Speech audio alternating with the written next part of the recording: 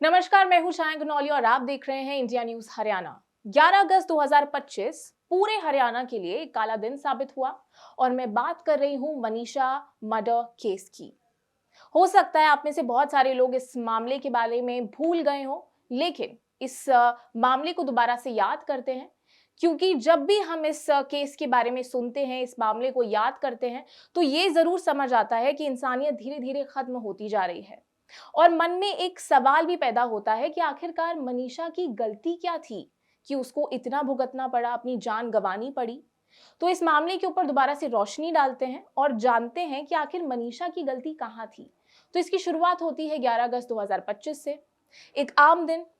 और मनीषा अपने घर से सुबह ये कहकर निकली थी, क्योंकि वो 19 वर्ष की थी और वो शिक्षिका के तौर पर प्ले स्कूल में पढ़ाने जाती थी। तो उसने अपने घर पर बोला कि मैं अभी जा रही हूँ प्ले स्कूल पढ़ाने के लिए और आते वक्त थोड़ा लेट हो जाएगा, क्योंकि मुझे अपने खुद के दाखिले के लिए नर्सिंग कॉलेज जाना है, यानी कि अपने खुद के एडमिशन के लिए। अब आप सोचिए कि एक 19 वर्ष की लड़की जो बाहर जाकर कमा भी रही है और खुद पढ़ भी रही है, ठीक है, और उसके बाद शाम हो जाती है, वो वापस नहीं आती। तो जो उसके परिवार वाले होते हैं वो पुलिस के पास जाते हैं कि हमारी बेटी अभी तक नहीं आई है, आप कुछ कीजिए, आप जांच शुरू कीजिए, उसको ढूंढिए। लेकिन पुलिस क्या जवाब देती है? पुलिस अपनी ड्यूटी इतनी ईमानदारी से निभाती है कि वो परिवार वालों को बोलती है कि आपकी बेटी ना अपने प्रेमी के साथ भाग गई होगी, 1-2 दिन में वापस आ जाएगी। और वो लोग इस पूरे मामले को गंभीरता से नहीं लेते। और फिर इसके बाद क्या होता है कि दूसरा दिन शुरू हो जाता है, 12 अगस्त आ जाता है। और 12 अगस्त तक भी वो जब वापस नहीं आती तो परिवार वाले दोबारा पुलिस स्टेशन जाते हैं शिकायत दर्ज कराने के लिए कि देखिए हमारी बेटी अभी तक नहीं आई है, आप कुछ कीजिए। लेकिन पुलिस वाले वहां पर लिखित तौर पर, सिर्फ एक पेपर वर्क के तौर पर वो लोग शिकायत दर्ज कर लेते हैं। और फिर एक और दिन ढल जाता है, फिर 13 अगस्त आता है। और फिर वहां पर एक खेत होता है, एक नहर के पास एक खेत था जहां पर एक लड़की का शव मिलता है। और फिर बहुत सारी चीजें वहां पर होती हैं, लोग इकट्ठा हो जाते हैं और फिर वहां पर पुलिस को बुलाया जाता है। फिर पुलिस आती है और पुलिस इस पूरे मामले की जांच करती है मौके पर पहुंचकर, क्योंकि भारत के अंदर पुलिस ऐसे ही मौके पर पहुंचती है। जब सब हो जाता है उसके बाद पुलिस पहुंचती है। तो ये होता है भारत के अंदर पुलिस का मौके पर पहुंचना। और फिर वहां पर पता चलता है कि वो जो शव है वो किसी और का नहीं बल्कि मनीषा का है। और उसके बाद परिवार वालों को बताया जाता है कि देखिए शव मिला है, आप पहचान कर लीजिए। फिर पुष्टि भी हो जाती है कि वो जो शव है वो मनीषा का है। लेकिन यहाँ पर एक और शॉकिंग चीजें सामने आती है कि जो शव है वो ऐसी हालत में होता है कि जिसे शायद कोई नहीं देख सकता है, क्योंकि उस शव के गले के ऊपर इतने सारे कट्स थे और पूरा शरीर ऐसा दिख रहा था कि किसी ने बहुत ही गंदी तरीके से हमला किया हो, जैसे किसी ने नोचा हो। और अगर पहला जहन में सिर्फ यही आता है कि शायद किसी जानवर ने हमला किया हो, तो आप सोचिए कि इतना दर्दनाक वो दृश्य था। जिसने भी देखा था, जो लोग वहां मौजूद थे, वो लोग यही बताते हैं। तो ये सारी चीजें हमको ध्यान में रखनी है कि शव के ऊपर कैसे कैसे निशान मिले थे। और फिर क्या होता है, फिर परिवार वाले बोलते हैं कि देखिए हम शव को स्वीकार नहीं करेंगे, हमको जानना है हमारी बेटी की मृत्यु कैसे हुई है, तो आप इसकी अच्छे से जांच करें, इसका पोस्टमार्टम कराइए। और वो पोस्टमार्टम होता है, और पोस्टमार्टम होता है चौधरी बंसीलाल हॉस्पिटल में। और ये पहला पोस्टमार्टम होता है। और जब ये पोस्टमार्टम होता है तो यहाँ पर इस पूरे मामले को संदिग्ध बता दिया जाता है। और इसके बाद और एक और चीज मैं यहाँ पर आपको रुकने के लिए बोलूंगी और बोलूंगी कि जब भी कोई मामला संदिग्ध बताया जाता है तो कहीं ना कहीं वो लोग यही चाह रहे हैं कि ये मामला दब जाए, क्योंकि संदिग्ध मामला हो गया कि शक के दायरे में डाला गया है, लेकिन अभी तक कुछ बाहर नहीं आया निकल के। इसके बाद परिवार वाले दोबारा निराश हो जाते हैं। वो कहते हैं कि देखिए ढंग से जांच करानी जरूरी है। फिर उस लड़की का दूसरा पोस्टमार्टम होता है रोहतक पीजीआई में। और वहां पर जो रिपोर्ट सामने आती है वो और ज्यादा हैरान करने वाली होती है, क्योंकि वहां पर रिपोर्ट में ये कहा जाता है कि जो लड़की है उसने सुसाइड किया है, क्योंकि जो उस लड़की का शव है उसके अंदर कुछ अंश मिले हैं जहर के।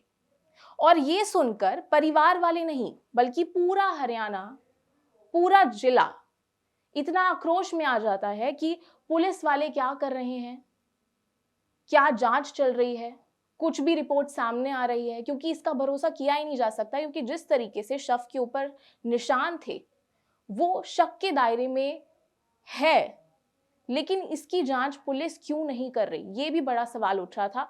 और पूरी जनता ने आक्रोश दिखाया, साथ में खड़े रहे, जिसका नतीजा ये हुआ कि जो नायब सिंह सैनी की सरकार है उस पर भी काफी सारे सवाल खड़े किए गए कि सरकार क्या कर रही है, पुलिस प्रशासन क्या कर रहा है, और शिकायत पहले ही दिन दर्ज क्यों नहीं करी गई। ये सारे सवाल उठ रहे थे। और उसके बाद ये होता है कि नायब सिंह सरकार के ऊपर इतना प्रेशर बन जाता है जनता के द्वारा कि उनको भिवानी का जो एसपी था उसको ट्रांसफर करना पड़ता है और उनकी जगह पर सुमित कुहाड़ आ जाते हैं। और साथ ही जब पुराने एसपी को ट्रांसफर किया जाता है तो उसी के साथ के जो 5 पुलिस कर्मचारी थे उनको भी सस्पेंड कर दिया जाता है। तो ये तो सरकार का एक्शन था जब जनता ने दबाव बनाया, क्योंकि ये सोशल मीडिया पर बहुत ही खुलकर सामने आ रहा था, लोग इसके अगेंस्ट खड़े हो रहे थे और लोग खुलकर मनीषा को सपोर्ट कर रहे थे और सरकार पर इसी वजह से दबाव बन रहा था, पुलिस प्रशासन पे दबाव बन रहा था। और उसके बाद ये होता है कि तीसरा पोस्टमार्टम होता है, क्योंकि तीसरा पोस्टमार्टम होने की 2 वजह थी कि परिवार ने शव लेने से मना कर दिया था और उन्होंने कहा था कि हम शव तभी स्वीकार करेंगे और तभी हम शव का यानी कि मनीषा का अंतिम संस्कार करेंगे जब हमारी 2 मांगे होंगी। और वो 2 मांगे क्या थी? पहली ये थी कि सीबीआई को ये पूरा मामला सौंपा जाए ताकि अच्छे से जांच हो सके, क्योंकि मनीषा न्याय डिजर्व करती है। और साथ ही दूसरी मांग ये थी कि एम्स के अंदर उसका पोस्टमार्टम होना चाहिए ताकि अच्छे तरीके से जो भी रीजन है, जो भी वजह है, वो सामने खुलकर आ सके। और उसके बाद ये 21 अगस्त को ही आप सोचिए कि 11 अगस्त की घटना है और 21 अगस्त तक उसका पूरा परिवार और पूरा हरियाणा उसी सरकार से, उसी पुलिस प्रशासन से लड़ाई लड़ रहा था न्याय के लिए। तो आप सोचिए कि इतने दिन बाद उस लड़की का 21 अगस्त को अंतिम संस्कार होता है, शव उसके परिवार वाले स्वीकार कर लेते हैं, क्योंकि इसी दिन सीबीआई को यह मामला सौंपा गया और एम्स के अंदर उसका तीसरा पोस्टमार्टम हुआ। अब जब भी मामला सीबीआई के पास जाता है तो ये भी समझने वाली बात है कि सीबीआई कभी भी सामने साझा नहीं करती है, चाहे से वो रिपोर्ट्स हो, चाहे से इन्वेस्टिगेशन हो। तो अभी तक इस पूरे मामले को 5 महीने होने वाले हैं और अभी तक सीबीआई की साइड से कोई भी अपडेट सामने नहीं आया है। सीबीआई ने जो भी जांच की हो वो अभी तक नहीं रखी है सामने। तो इस वजह से जितने भी परिवार वाले हैं और जितने भी लोग हरियाणा के हैं वो और ज़्यादा गुस्से में बढ़ गए हैं और उनका गुस्सा बढ़ गया है और वो लोग अब अल्टीमेटम दे रहे हैं सरकार को और सीबीआई को कि अगर आपने अभी तक इस मामले के ऊपर कोई भी अगर आपने जांच सामने नहीं रखी, कोई भी एक पहेली नहीं सुलझाई, तो हम 31 जनवरी 2026 को हम लोग बड़ा आंदोलन करेंगे और आपको बड़ा आंदोलन देखने को मिल सकता है अगर सीबीआई ने कोई भी पहेली नहीं सुलझाई तो 31 जनवरी का मैं भी इंतजार कर रही हूं और शायद आप भी मेरे साथ इंतजार कर रहे होंगे और मनीषा के घर वाले भी इंतजार कर रहे हैं और पूरा देश इंतजार कर रहा है।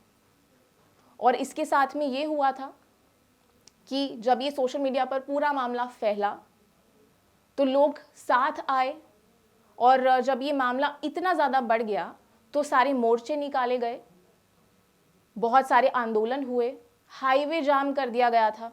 तो आप सोचिए कि इतना बड़ा मामला बन चुका था और उसके बावजूद जब सीबीआई को ये मामला दे दिया गया तो भी कोई अपडेट सामने नहीं आया। लेकिन अभी भी लोग यही सोच रहे हैं, अभी भी परिवार वालों के मन में यही आशा है सीबीआई से, सरकार से, कि वो अब कुछ करेंगे। तो 31 जनवरी का आप भी इंतजार कीजिए और पूरा हरियाणा इंतजार कर रहा है।